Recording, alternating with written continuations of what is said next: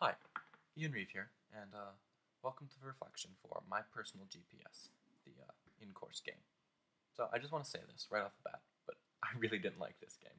I thought it was an absolute chore to get through. And by get through, I mean I reached the last level, watched as it froze, crashed, not register my save file, take me back to the middle of the game, and just gave up. So if we count that as me getting through it, it was an absolute chore to get through. Um, I realize, it's not actually supposed to be taken seriously as a video game, so I'm not going to penalize it on its graphical issues or gameplay things like that. I'm just going to treat it as a more didactic, more interactive, a little bit more sanctimonious choose your own adventure book. So, treating it like that. But before we go on to that, I just want to say, even though it's not really a video game, it shouldn't be completely devoid of any fun, so maybe lose the needlessly padded cutscenes and make it have some element of humanity. But treating it just as a glorified choose your own adventure book, I still really don't like it. I don't think it succeeds in teaching the skills and values that it said it would when we set out on the beginning of this journey. Woo, edit thing. Yeah, I'm just gonna do that every time I run out of breath, start stuttering too severely, or just mess up. It's probably gonna happen a lot. But anyway, back to why I didn't think this game effectively taught or communicated the virtues it set out to. Take collaboration. The first minigame we do, the first one for collaboration, where this computer and I are tasked with teaming up to turn a light on by correctly completing a schematic on the computer screen. So I know how to read a schematic, and I'm fully capable of turning the light on by looking at the schematic. But to get my collaboration key, I have to say, hey computer, please come help me. And that may seem like collaboration, but in my opinion, and I'm no expert, I'm no paragon of scholastic virtue or moral virtue or anything really, but in my opinion, I naively think that everyone is good at least one thing, and collaboration is when you take everyone's one thing and you put them together and use everyone's strengths and something cool happens. Now, my strengths are, hey, I know how to read a schematic, and I'm pretty sure the computer knows how to read a schematic, and it's probably better at me than this.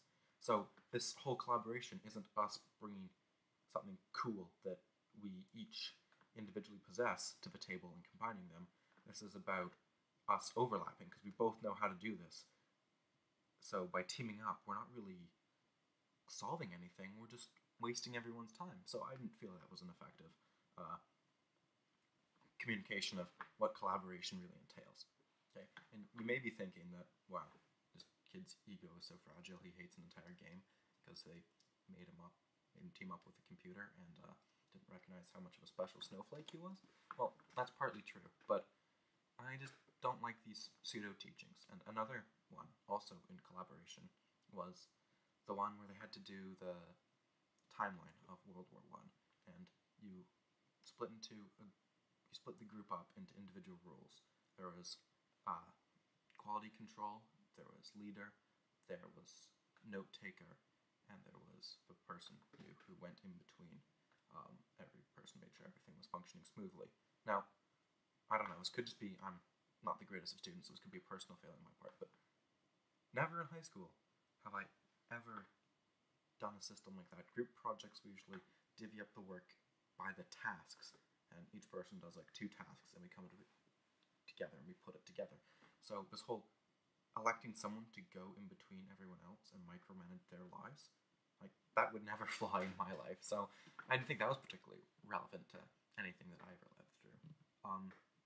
And another thing was 2 guys in particular, the Money Matters minigame and the one where you're wasting your life playing video games, which is kind of hypocritical given the whole thing. But anyway, the Money Matters one, you go to the mall, and the point is you resist the temptation on buying cool shiny things. Like there's a video game, there's a $200 longboard, there's some extravagant Starbucks drink. And anyway, you go to the mall, and people try and get you to buy things. But the point is, you're not actually getting any of those things in real life. So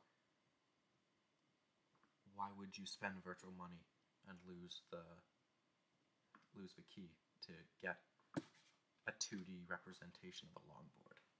The lack of consequences just detracts so much from the learning process.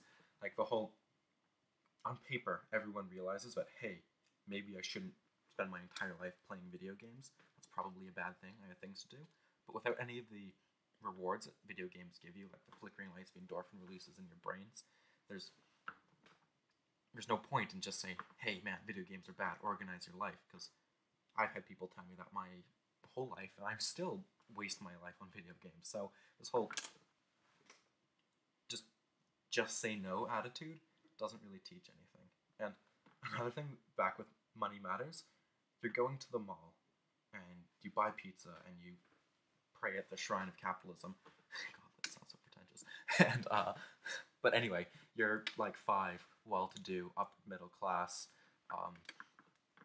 people, and except for one of you, who is your homeless friend, who is too poor to even live out of their car because they had to sell their car just to survive.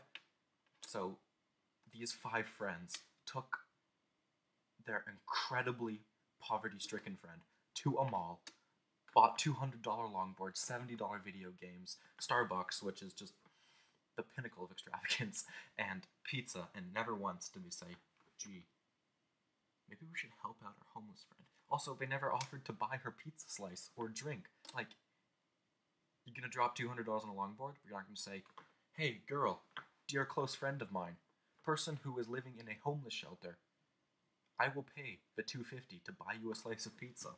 Like, what? Anyway, I thought that was a little much. So, on the subject of the lack of consequences, that just leads even more to the whole disparity between real life and this game. Because there's never an example of coping with defeat. You always get to replay the thing until you get your key, until you make all the right decisions, but there's never a level that says, man, you messed up. Now, these are the consequences. This isn't about how you work through the consequences. This is about how you just sit there and you take them for a bit, because sometimes you're not going to be able just to go find your teacher at the lunch break and get your history test rewritten that way. Sometimes you just have to suffer through, and there's nothing teaching you for that, and I think that's sort of an integral part of the whole growing up, getting a job process. I mean, I'm not grown up, and I don't have a real job, so I don't know why I'm saying that, but that's what I think. And on the subject of the disparity between real life and this game, your avatar is a member of student council. They're preppy. They have a large group of diverse friends, and their life is pretty good. But how can you relate to that if you're not that type of person? Like, what if you're the kid who wears all black and spends a school day smoking on the front steps because his life is just so miserable, there's nothing else to do? What if you're the kid who sits in all black and smokes on the front steps just because he's inherently a loser? Like, what if you're not Mr. Perfect middle class? I mean, I am, but what if you're not? So I don't know. I think there's definitely room for improvement in the game. Yeah, I think that concludes my pseudo-iconoclastic whining portion of this episode, and I guess we can start on what the rubric is really asking.